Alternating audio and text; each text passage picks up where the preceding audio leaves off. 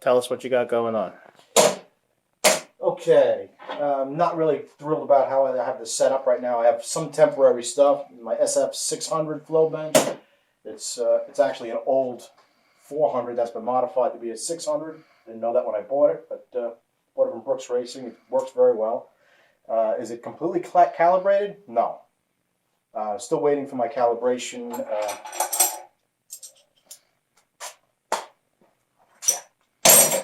Orifices to come in, but according to the Superflow website and the paperwork I have on it, it's pretty close.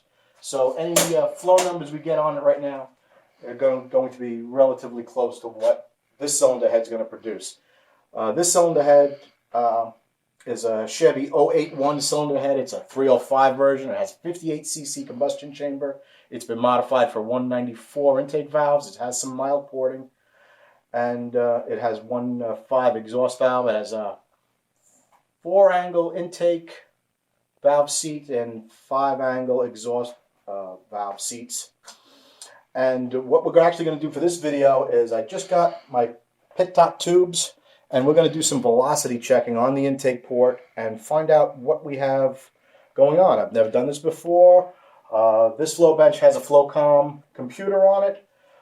Now, what are Pitot tubes? Pitot tube measures pressure differential through, the way it's designed is the air pressure. This is the U-shaped one. So this is our intake port. As the air is flowing in, the air will pressurize in here, go through, and I believe this has a Venturi effect here. You can get the pressure differential across this and measure the airspeed.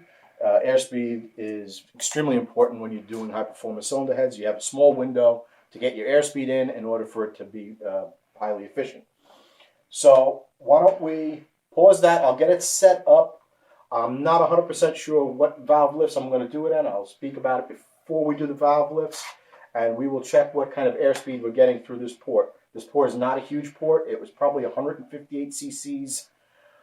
Stock, and maybe even smaller than that, and I haven't poured it yet. It's probably only 165 to 170 cc's. So you can pause that. CFM. This is our CFM. Okay, so we're going to start this test at 0.3-inch lift, and these heads have tested out right around 172.9 CFM. Then we're going to try the Pitot tube and see what kind of velocity we're getting through here. The Flowcom is going to read in percent velocity. What that means, I don't really know at the moment. We'll have to research that. But let's see what we got on that. Now, you also hooked up... Oh, the swirl meter? Yeah, the swirl meter. Performance Trend swirl meter. Oldest swirl meter. I think it's manufactured in '87. Nice piece, though. And that's going to read... It's going to read on here a number at 0.3-inch lift. Our number was 1428, and what it read on the Flowcom computer also reads it, the swirl meter, but it's completely different. It says 0.74. I don't know if that's I don't know whether that's a percent. I don't know what that is. I have a feeling 1428 is RPM, which means it's been pretty fast. I'm a swirl advocate. I like a lot of swirl to keep a homogeneous mixture. It gives a lot of low-end torque, and it doesn't seem to hurt the top end. What was that? And let's get you got.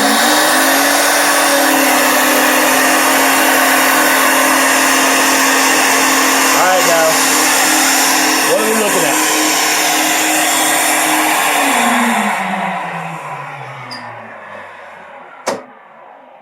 Okay, I have to set this at the right CFM. The Flowcom is going to read us in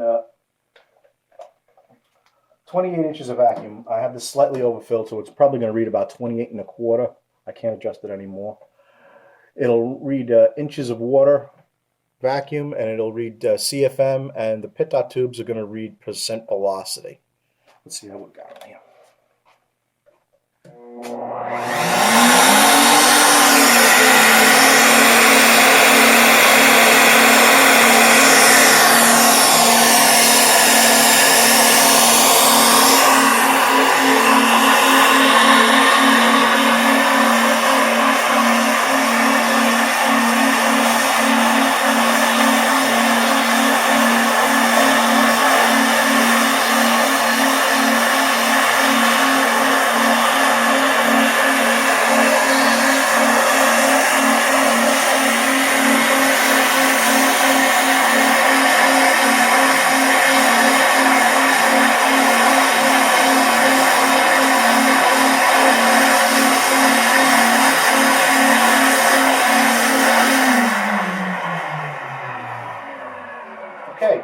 interesting.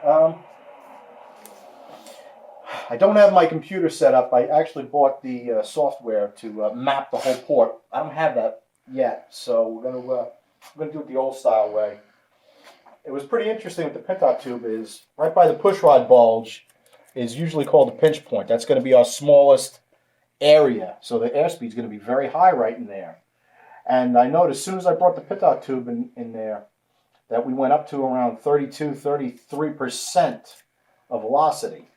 So I'm going to make a little note about that. That was the, I'm just going to draw a little port here.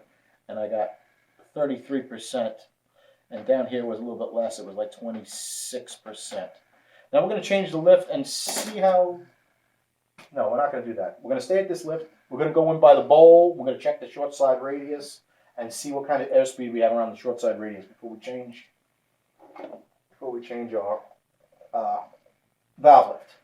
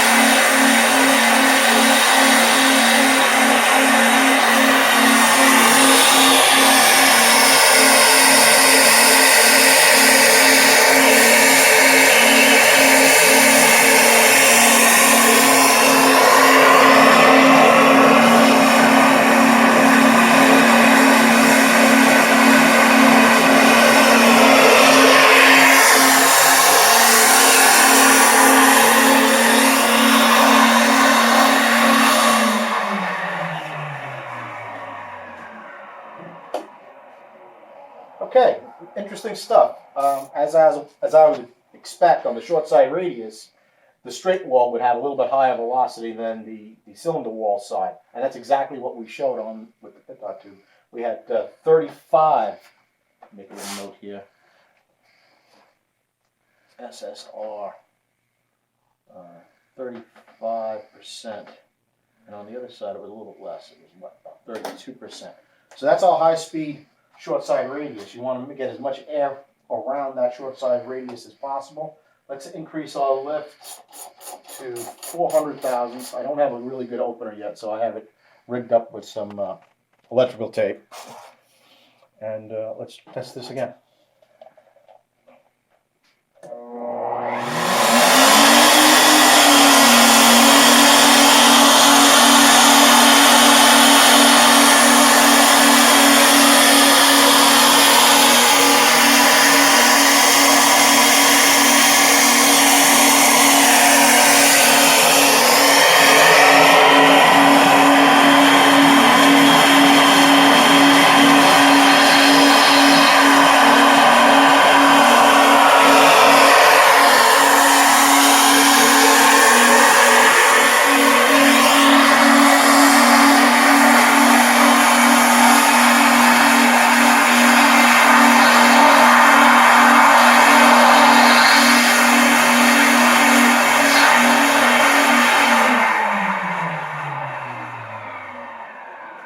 Okay, that was really interesting on our pinch now. It's certainly increased our velocity right through the pinch. We're flowing about 205 CFM at 0.4 inch. And what were the numbers we had on there? It definitely went up. It went from 33 and it was, what, 37, 38, around 38 around that corner. Okay, let's do our short side radius.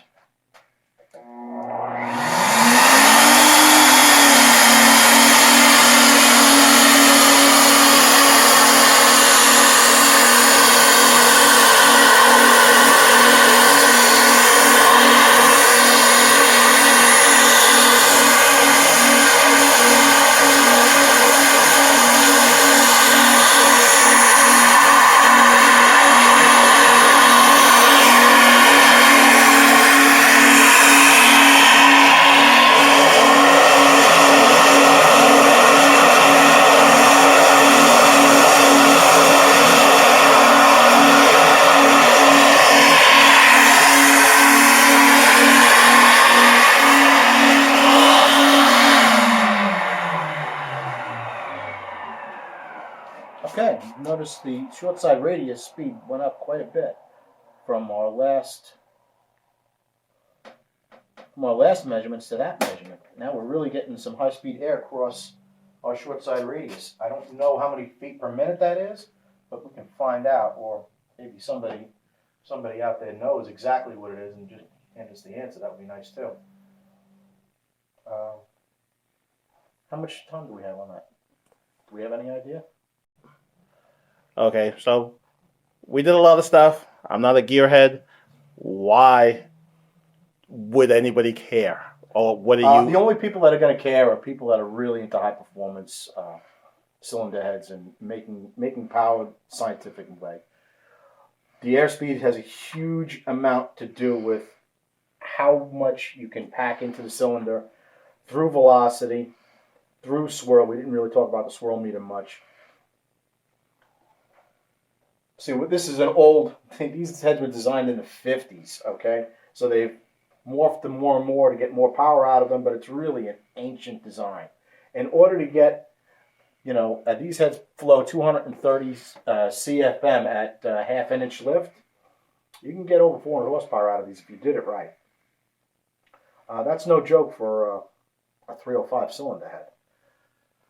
Why would anybody want to do this?